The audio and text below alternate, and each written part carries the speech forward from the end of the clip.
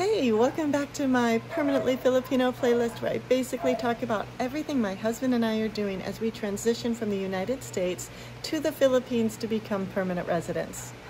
Now, I have started most of my videos on this playlist saying just that, and I think I'm going to have to change it only slightly because as of November 2024, my husband and I are permanent residents of the Philippines, which I'm super excited about. Our next video, my husband doesn't talk.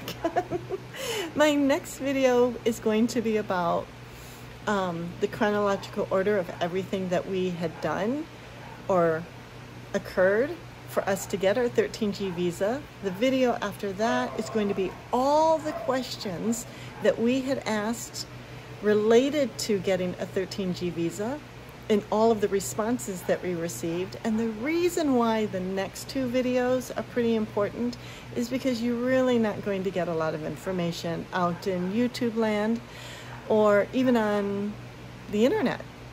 Because when I was doing research on which visa is the best visa for myself and my husband, I really couldn't find anything.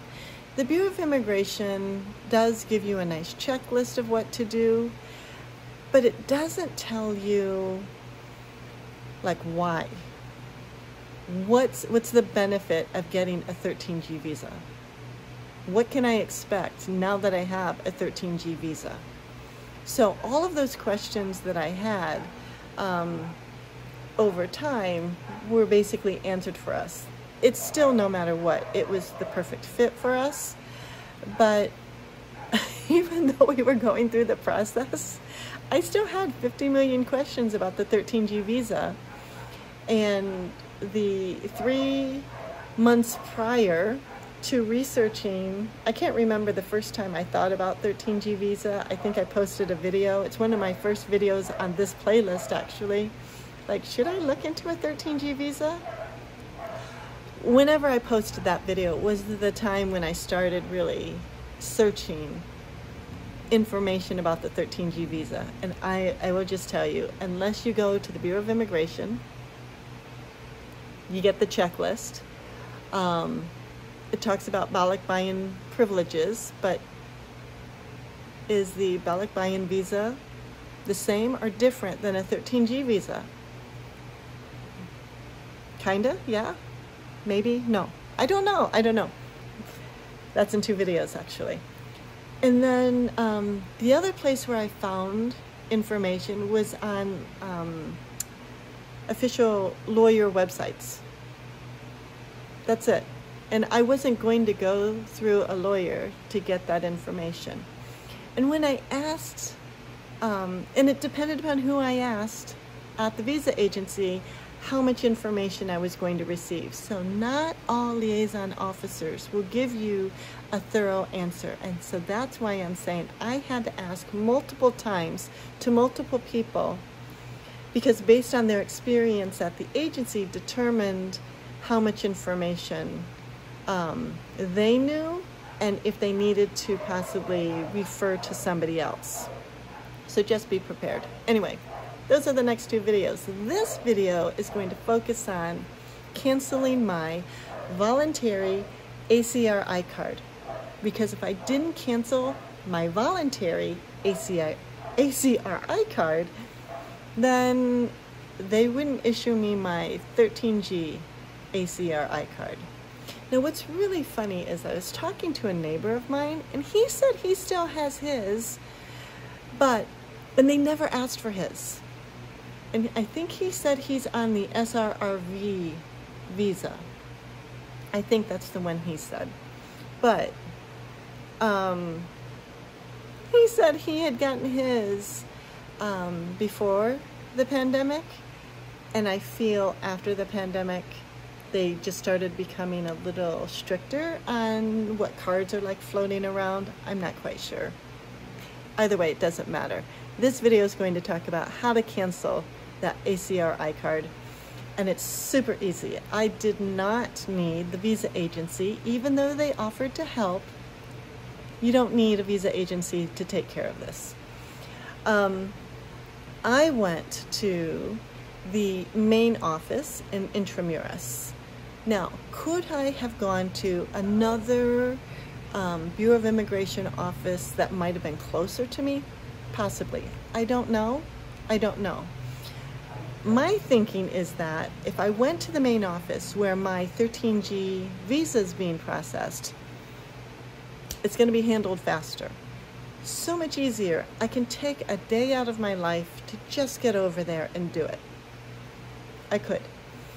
Rather than going to someplace that's closer to me and add in that paperwork that would still need to be transferred over to the main office to be processed. I wanted to have a little trip anyway. So you can decide adding the amount of time to get that processing done, or just take care of it yourself. I really don't know. For me, I just went to Intramuros to take care of it at the main office. Now, I am going to refer to my notes because when I received the email from my liaison officer that I needed to take care of this and that they would help me, she was very specific on the things that needed to happen, and I had gone onto the Bureau of Immigration to make sure I was in compliance. And I love the Bureau of Immigration because they give you a little numbered list of everything that you need to do with, I think, a little bit of a justification on it, and then another like real quick list. Do you have this? Do you have this? Do you have this? That's why it's super easy just to take care of this by yourself. So the things that I needed. You do need your USA passport. I didn't have mine because the Bureau of Immigration or JRC visa agency had it. One of those two places had it. I just didn't have mine. My recommendation to you is before you hand over your passport, make sure you have a photocopy of your main passport page and the page that has your visa stamp, whatever it is. Make sure you have multiple copies. I would say if you had 6 copies of that, you're fine. You're fine. Because that's basically, I don't have any more copies anymore because once I canceled my voluntary ACR-I card, I now don't have any photocopies. So once I received my card, then I got my passport back. So it's not any big deal, but I do feel a little bit anxious not having my passport. One thing I did do when I left the United States, not only did I get a passport, but I got a passport card. Now, not all places recognize a passport card, but if for some reason I don't have my passport with me, I have my card with me. That's with me always. So just if you're preparing for traveling abroad, for me, it was worth the money. Just in case my passport was separated from me, I still had my passport card.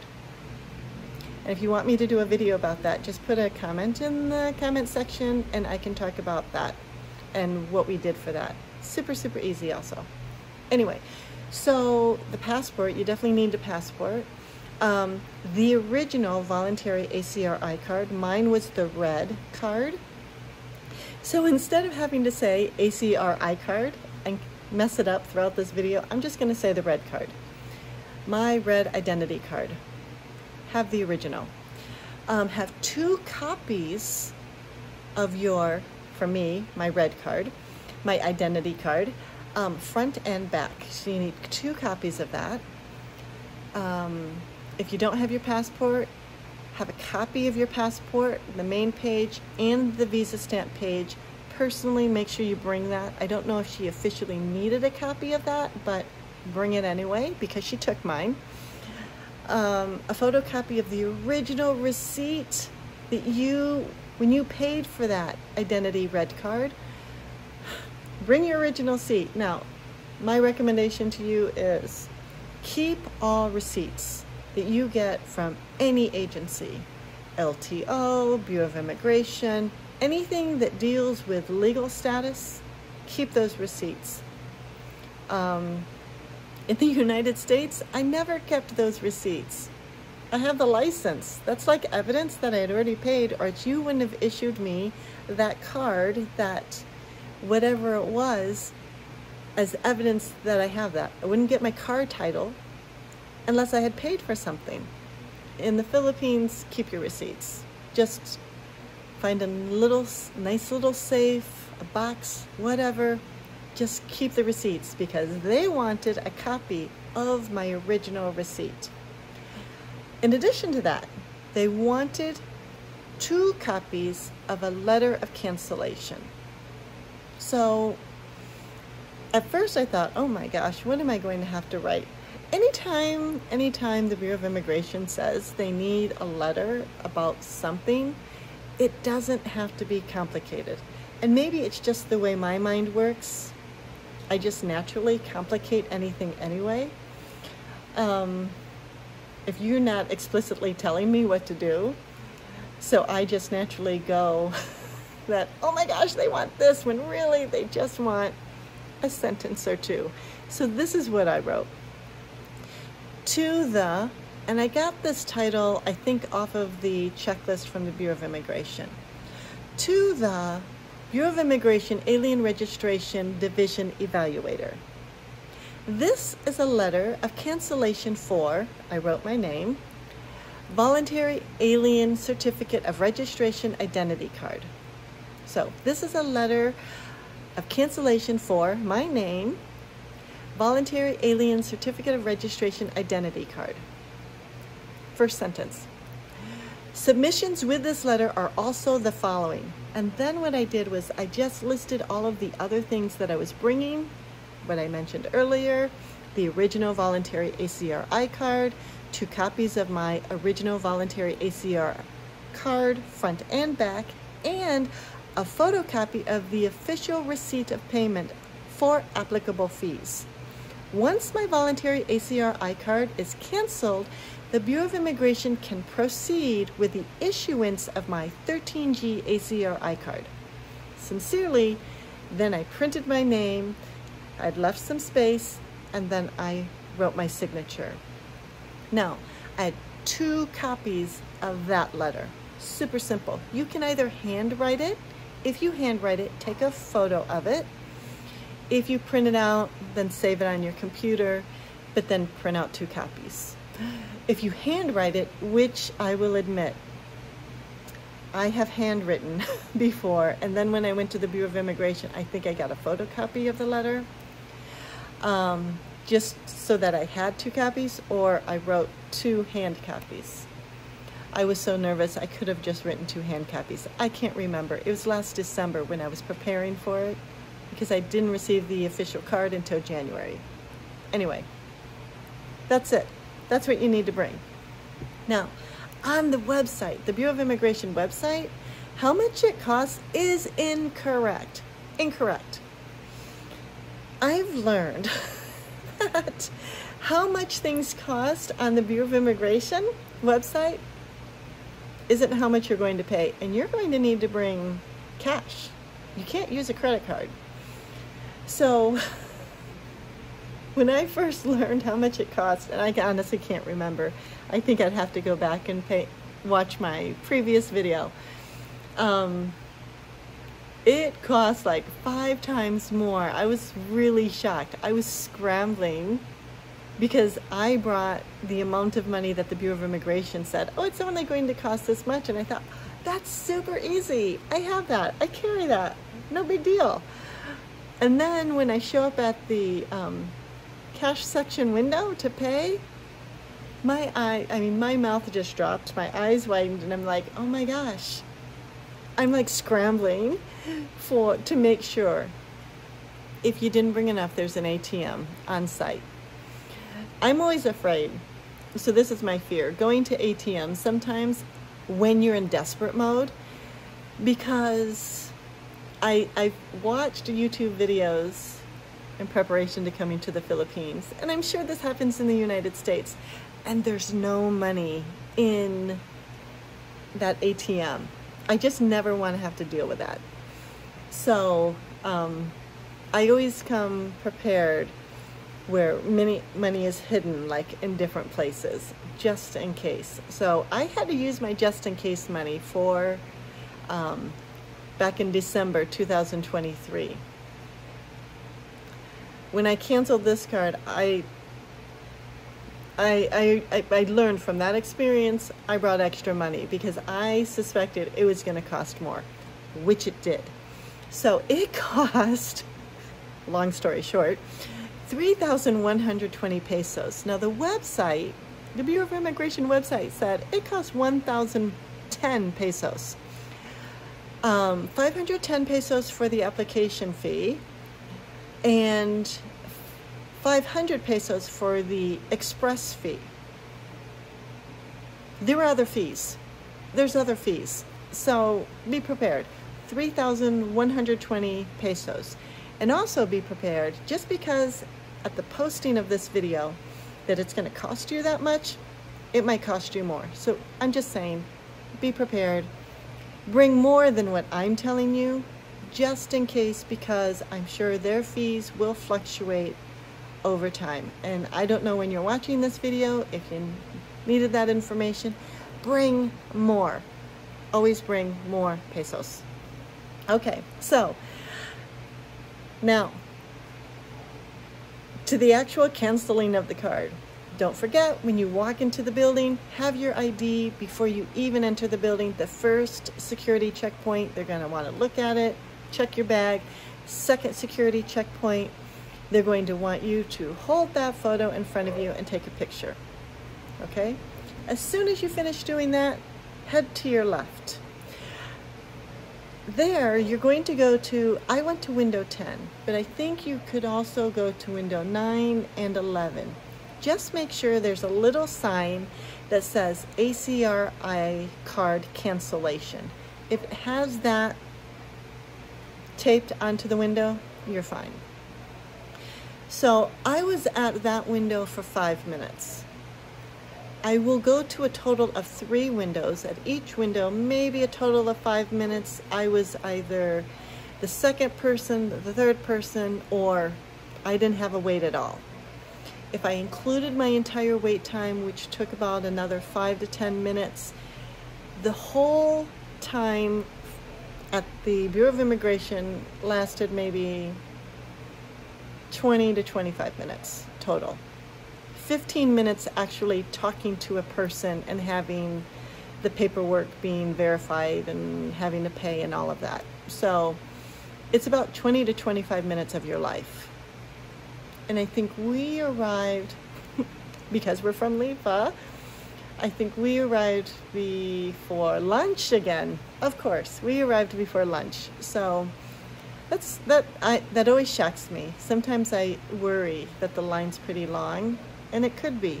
So be prepared. But we did show up around close to lunchtime, and it still took us 20 to 25 minutes. So anyway, at window 10, I handed over my 2 copies of the front and back red identity card, the 1 copy of my receipt of payment, and 1 letter of cancellation, along with my original ACR-I red identity card. She shuffled through, checked for the accuracy. She asked for my passport. That's why I gave her a copy of my passport. To be honest with you, I don't know if she wants the copy or it's because I did not have my actual passport. But anyway, bring a copy. I handed one over. Then she gave me a payment invoice, which they call an order of payment slip, OPS. And that's printed out. I received one of those, and I took that to the cashier window. And that was for me, I went to window 14, but there's a number of windows that's part of the cash section. The sign above says cash section. So it's really like a few windows down. 0 wait there. I just handed over my OPS, and I paid the 3,120 pesos. No credit card. And then I received a printed receipt, and then I had to go to window 21 and that's the sign above it is called the Central Receiving Unit. So at the Central Receiving Unit, window 21, which is actually located, if you remember when I went to the biometrics for the 13G visa, there's that waiting area. So when you first go through security, you see that waiting area. It's like right there. Not in the spot where people are sitting at like a counter. It's like on the right-hand side of where everyone's sitting. Okay, so it's that window. I handed over my folder that the officer at window 10 prepared. That folder, along with my second letter of cancellation, along with my receipt that I received from the cashier. He kind of just shuffled through the paperwork just to make sure everything was legit, I guess, and that it was completed properly, just check for accuracy. And then he took the main receipt and put it with the folder, and then I received a copy of the receipt, and he stapled it to my second letter of cancellation and then handed that to me. And I was done. That was it. Super, super easy. I'm still sad that I don't have my ACR-I card, my red Bic Buayan card, but I have a photo of it. And I guess that's gonna have to do. I can put the photo into my scrapbook if I want. Anyway, the next video, as I said, is going to talk about the chronological order of getting a 13G visa. Everything that we went through. Yes, I have different videos for each part of that, each part of the process, but my next video will talk about how long it took in between doing one thing to the next thing. And I also want to talk about the difference between taking care of all of this on your own, which you could, compared to going to a visa agency, and the pros and cons between the two. So that's going to be my next video. And then the video after that, it will be all of the questions that I asked. So 2 more videos about the 13G visa. And then we'll start talking about actually living as permanent residents, which I'm excited about. That's the next stage. Anyway, thanks so much for hanging out, listening to this video. I really appreciate you being here. Just because, you know, for me, this is really a record of my life, just kind of figuring out my life as I go along. I don't have children, so being able to share a little bit of wisdom to somebody who might find it helpful. So thanks for listening. I really appreciate you being here, and I'll catch you later. Have a good one. Bye.